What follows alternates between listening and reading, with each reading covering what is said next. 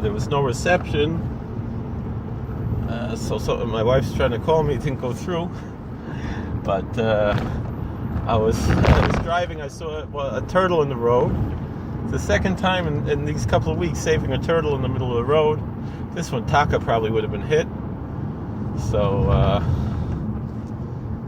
and my friend, the chief, who's from the turtle clan, the Chief Gentleman, the Indian chief, he told me, you always bring a turtle whatever way it was going. The last turtle, a few weeks ago, the turtle was on its back. I don't know how he got there. This turtle, he was crossing the road, so he said whatever way he's facing. So I helped him, took him across the road.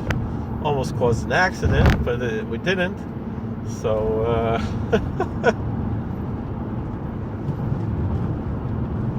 so we saved the turtle.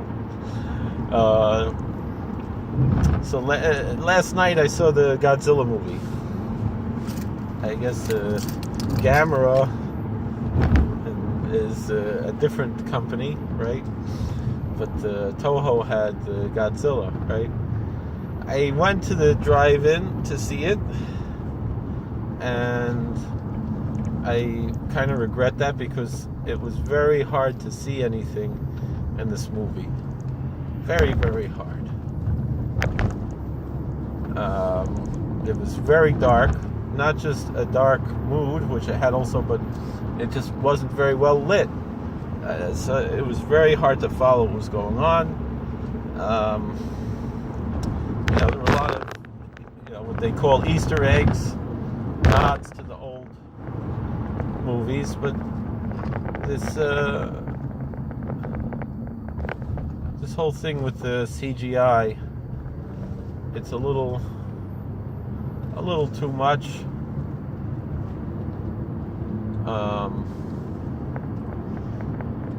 To be honest, it's the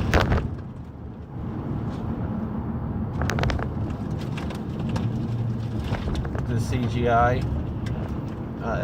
There was one little bit of practical effects where the Dr. Serizawa, which was the name of the doctor in the original movie, interacted with Godzilla. I don't want any spoilers, but at least we got a little bit of not really practical effects, but that's a piece of Godzilla's body that they actually had to construct, and not just make a fancy looking cartoon on a computer. With that being said, some of the computer animation that was, it's fascinating how, Jurassic Park, that was 26 years ago, 27 years ago, 26 years ago. I think that looked, first of all, they mixed both practical effects and CGI, but for Jurassic Park. But the Jurassic Park CGI, a lot of it looked better than this stuff. So, that's a complaint I could have, but the you can't compare the practical effects and the CGI. It's the practical effects are, in my opinion, much superior. Even just guys in suit and costumes, you have a much better feeling with this than you do with the CGI. The CGI, it's just nothing with nothing. There was one effect that I was impressed with the CGI. That again, I don't want to give away any spoilers. It was in the scene where they're in Antarctica and Godzilla is breathing his atomic fire breath on Ghidorah, and then Ghidorah, Monster Zero, whatever they want to call him,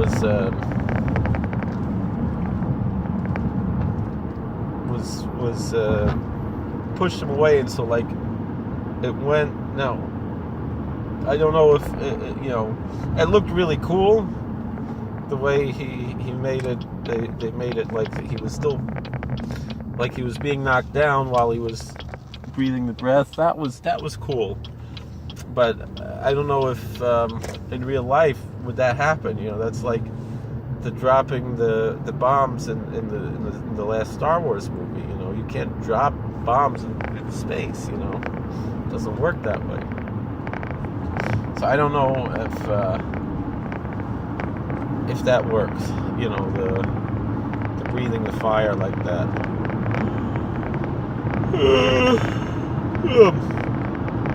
But that was cool. But it was hard to see in the drive-in. You couldn't get that close to the screen because of it was raining, it was muddy, and it was drizzling, so you had to have the windshield wipers on. But like my kids said, even if we saw it in the theater, we probably wouldn't be able to see anything. It was just a very dark movie, kind of hard to follow what exactly was going on, who's who, where everybody is. Like they were in this, I don't know what it was. Was it a spaceship? Was it a plane? Was it a submarine? It looked more like Dr. Strangelove, the underground bunker. I don't know what that was about.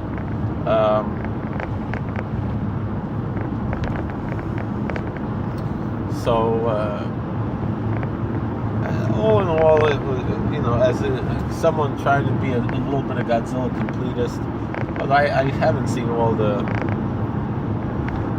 was it Showa?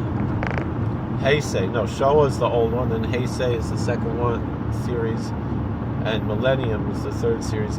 I haven't seen the new ones. I haven't seen all the old ones. I've seen. I mean, I've seen everything until Godzilla vs. Biollante. That I know I saw when I was a kid.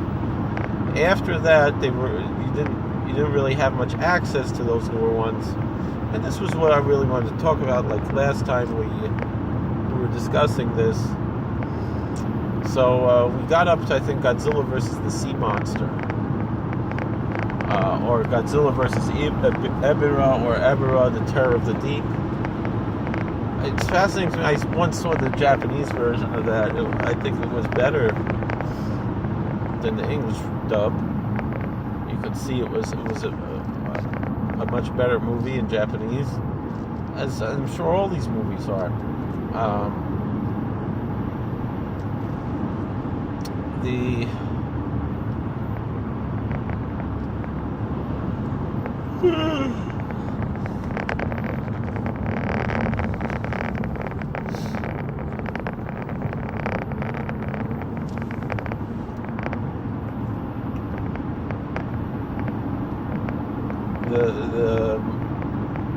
fascinating thing about Godzilla vs. the Sea Monster is that it was not supposed to be a Godzilla movie. I believe it was supposed to be a King Kong movie, and you can see parts of that, I think, in the Japanese version, maybe in the English version also. Godzilla is holding the female lead in his hand, which he never does in any other movie.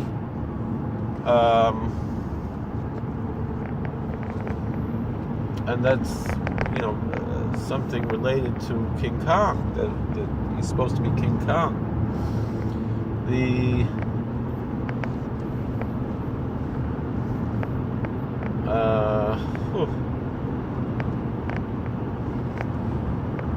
What else do we have about this? So what was the next one? I think, and in that movie you had Godzilla, Mothra, Ebirah was a giant lobster, and there was one scene briefly, like a bird, a giant bird, that Godzilla just fried right away, breathed fire on him, and that was it. I think that's all there was in Godzilla vs. the Sea Monster. That was another one of those movies that was on Mystery Science Theater, and there's a whole controversy with that. The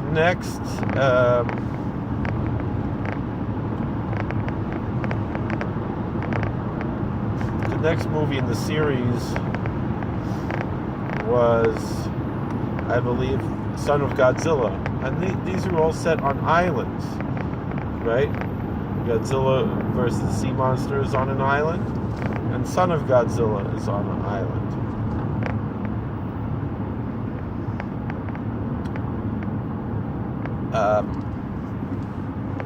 That closing scene of Son of Godzilla, where they're hugging each other and the snow is coming down, is really beautiful and touching.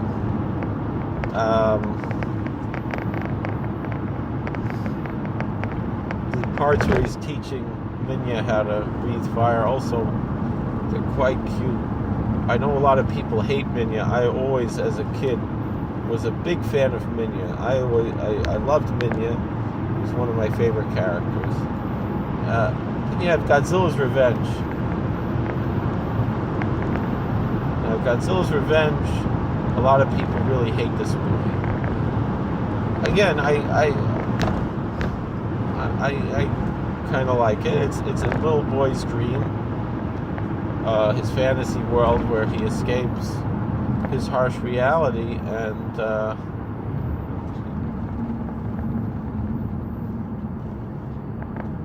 is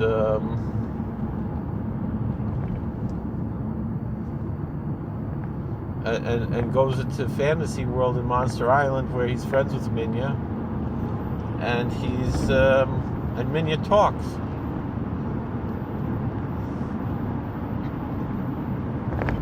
So it's a weird movie, and this kid, he's like a latchkey kid, and he deals with all kinds of stuff with kind of like in Home Alone, you know, with the robbers, with the criminals attacking him, and that might have actually been after Destroy All Monsters. What I always heard was Destroy All Monsters was supposed to be the final Godzilla movie. Now, Destroy All Monsters was a movie that I had a really hard time finding. And eventually I didn't see it until the Sci-Fi Channel showed it. And when they showed it, it was in letterbox, and I believe it was in Japanese with English subtitles. I could be wrong about that part, but I know it was letterboxed. And the widescreen letterboxing, especially in the 90s when they started doing that for the movies, it was way too wide, way too small. You know, it really upset me when Forbidden Planet, they had that letterboxed when I was a kid, and again it was way too narrow. They showed that on TNT, and on the Sci-Fi Channel they showed the two movies that were the hardest to find from the Godzilla franchise, in my experience, were Destroy All Monsters and Godzilla vs. the Smog Monster. I seem to remember maybe once in the supermarket they had Godzilla vs. the Smog Monster, and my mom said you had to pick one movie or the other, and like, you know, I think I got It Came From Beneath the Sea, or just I was like, oh, next time, and it was gone.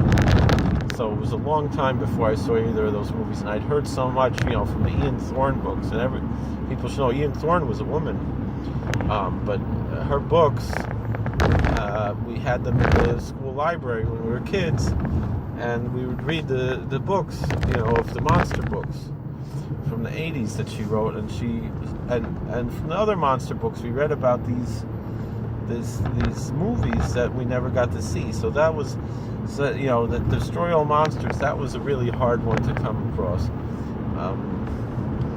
In the end, you know, we now it's on DVD, now it's easier to get, but in those days when I was a kid, it was impossible to see that, and that was the one you always wanted to see because it had all the monsters in it. And when you finally saw it, it's kind of disappointing. Yeah, it has all the monsters, but they're all pretty much cameos. Like, you don't really get to see that much of the monsters.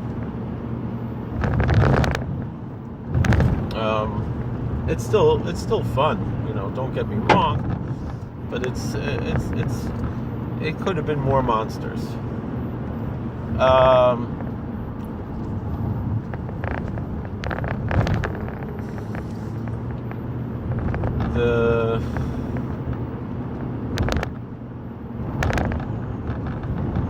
So that was supposed to be the end, and then they started kind of a new series. I consider it to really be the superhero series. Is the 70s Godzilla movies. It starts with Godzilla versus the Smog Monster. Again, that was a hard movie to come across, and it was shown that same time. I don't remember what year it was, but it was on the Sci-Fi Channel, and I taped it. I taped Godzilla versus the Smog Monster and Destroy All Monsters, and that's a weird movie. Godzilla flies using his atomic breath, like he pulls in his tail and he flies, and that Smog Monster is a weird thing. Like he just, and it's a very,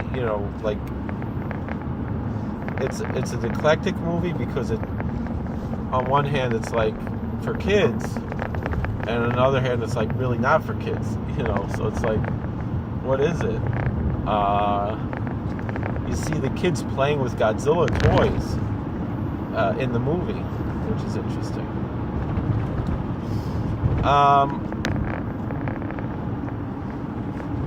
And that's also a controversial movie. They have, in the English version, they have a song, Save the Earth, Save the Earth. And there's a Japanese version of it too, but it's different. Today, what's the guy's name? Dennis Prager. He had Burt Bacharach's Beware of the Blob.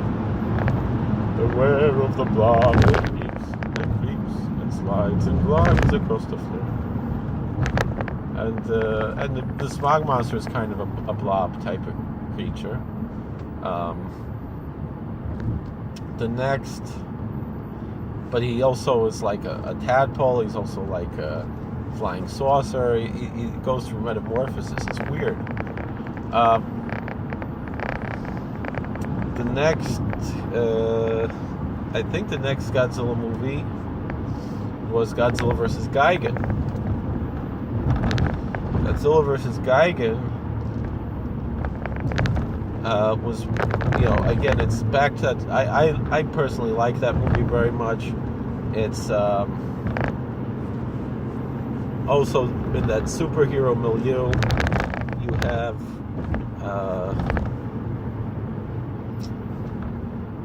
Godzilla and Anguirus, or Anguirus, whoever you want to pronounce it, fighting Gigan and King Ghidorah, or Ghidra. So that's already the fourth time we see Ghidra. Ghidra's a three-headed monster, Monster Zero. Destroy All Monsters, which takes place in the future, 1999, where they have scientific walls to hold the monsters in, which they have something like that in this movie that we saw last night. And then he comes back again in this one, in Godzilla vs. Gigan, which is also called Godzilla on Monster Island, even though Godzilla's only on Monster Island very briefly. In this movie, Godzilla talks. That's interesting. Garbo talks, Godzilla talks. That's what, what's his name? The film, Leonard Maltin, the film critic, he's like, Garbo talks, Godzilla talks. And the aliens are like cockroaches, I think. But they assume the form of humans, so it's weird. The Gigan and Ghidra, though, like when they're flying, they just look like models. They don't move. So that's a little weird. The next movie was the one I mentioned in the first video, Godzilla vs. Megala. And again, that's the real superhero one. It's Jet Jaguar. is the superhero there, really, and it's Megalon, which is kind of like a giant cockroach, and Gigan are the bad guy monsters. They're sent by the Seatopians, which is kind of like the Lost City of Atlantis type of people.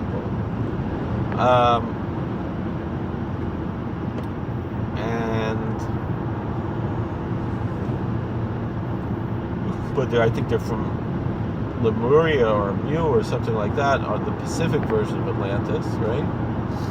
And then there's a robot Jet Jaguar. He makes himself bigger, and then he shrinks, and this whole thing, and Godzilla eventually shows up, and Godzilla does this like thing where he like is on his tail and he jump kicks Megalon while Jet Jaguar is holding him. It's pretty cool. That was used in several seasons of Mystery Science Theater 3000 as in the credits sequence. And it's so cool they did it twice, you know. And again, I know people make fun of that, but that's the fun part of the Godzilla movies. The next movie was Godzilla versus Mechagodzilla, where I think first of all, Mechagodzilla appears as Godzilla with Godzilla skin on him. They don't know they think it's the real Godzilla. He kills Angulas again, like in Godzilla Rates Again.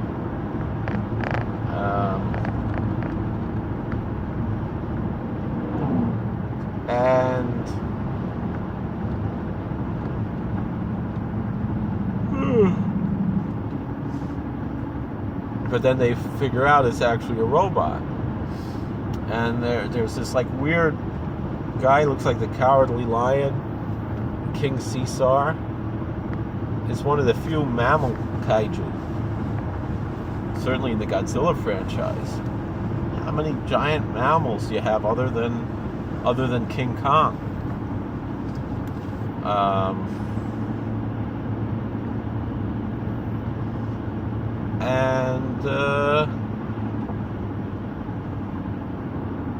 And King Caesar, after being sung to for about 10 minutes, comes and rescues the people, and Godzilla and him, they defeat Mechagodzilla. Mechagodzilla has all kinds of cool stuff.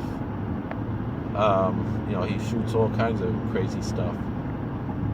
Then the final one of the original, was it Showa series, right? Or is it Heisei series? Which is the first? I don't remember. The original series, even though in a certain sense I consider it a separate series from the 70s one, whatever it is, you know, because that's when after Destroy All Monsters is where it really takes its superhero spin. It's the Terror of Mechagodzilla. So they bring back Mechagodzilla, and there's this dinosaur called Titanosaurus. I think there's actually a dinosaur called Titanosaurus, but this doesn't look like that. It has like more like fish fins on him, and he's you know, still like the same kind of, and I think he has two tails or two-pronged tail. He's a pretty aquatic type of dinosaur, and so the Titanosaurus and the Mechagodzilla fighting Godzilla, and I don't remember it that well, but I remember seeing it on TNT. They would play it all the time, and that was pretty much it. And then it was not until almost 9 years later, when they had the Return of Godzilla, also known as Godzilla 1985, or simply Godzilla. They bring back, you know, Roger Corman got to release it in America, so he brought back Raymond Burr to play Steve Martin, but they wouldn't call him Steve Martin because there was a famous comedian, Steve Martin, at the time, so they just called him Mr. Martin. And there was a lot of Dr. Pepper product placement there that my kids are pretty obsessed with. I don't think they ever saw that movie. I personally am not a big fan of that movie. I know a lot of people like it, but once you get to the 80s, it just stuff isn't as good as it used to be. So that's and it's too dark. It's not the funny, And also, as a kid, I didn't appreciate it because he's not fighting any other monsters. That's what you want to see: Godzilla fighting other monsters. But then when I saw this Godzilla versus Biollante, that was a little too much for me. That wasn't really for me.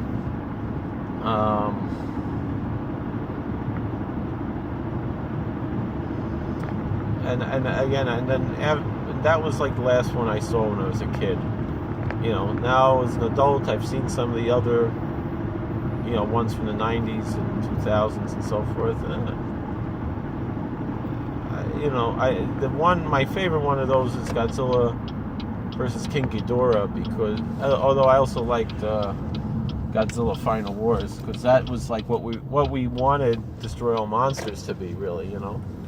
Godzilla versus King Ghidorah,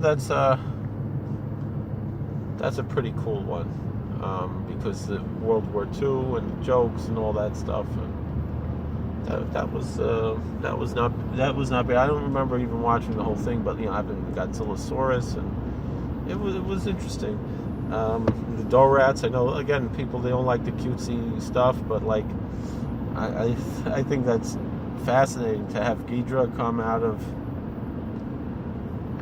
Dorats, out of these cute little things, turn into this scary monster. That's weird,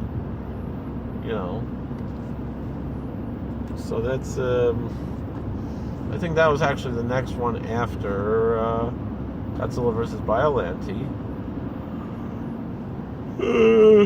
Excuse me.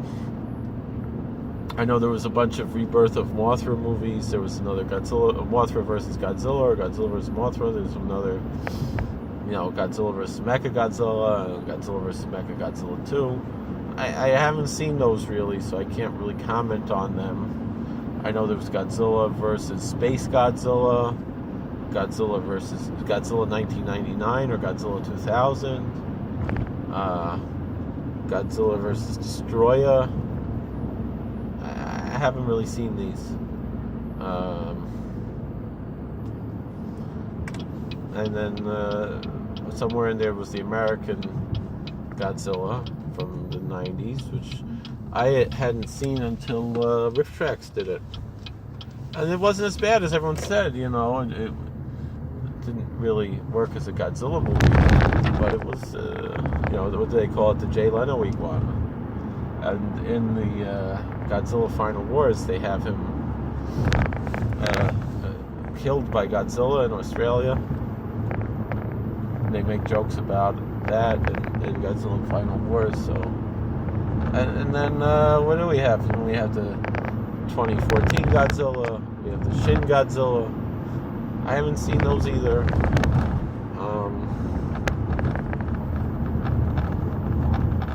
But last night I saw this movie, Godzilla King of the Monsters, and the weird thing is they don't show the title of the movie until the end. That's weird. Is that a new thing, that you go through a whole movie without a title? And it was a little too much for me. And I think part of it is, if you didn't see the 2014 Godzilla, it's not going to make a lot of sense, because it is, a direct sequel to that. I know Glenn Beck said in 2014 that his son was a Godzilla fan, and he wasn't really, but he said he really liked that 2014 Godzilla. So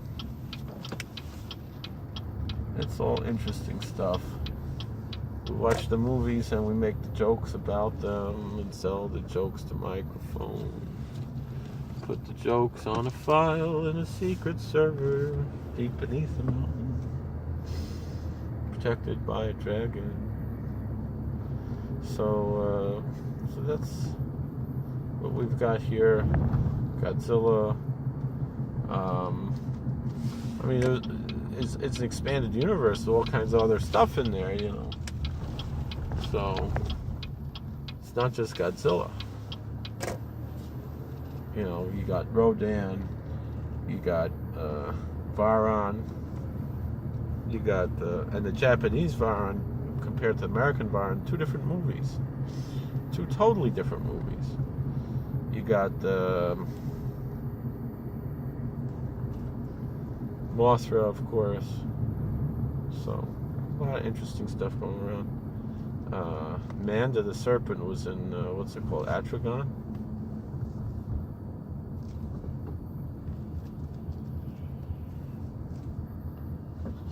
So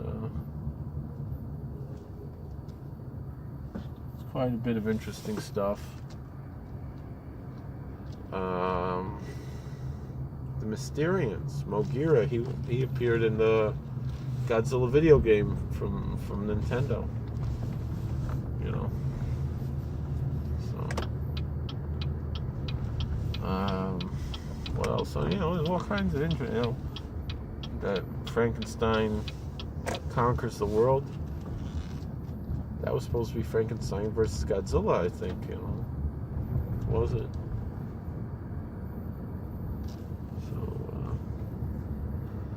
Thank you for watching. God bless. Please like, share, and subscribe, comment. We'll see you all later. Take care.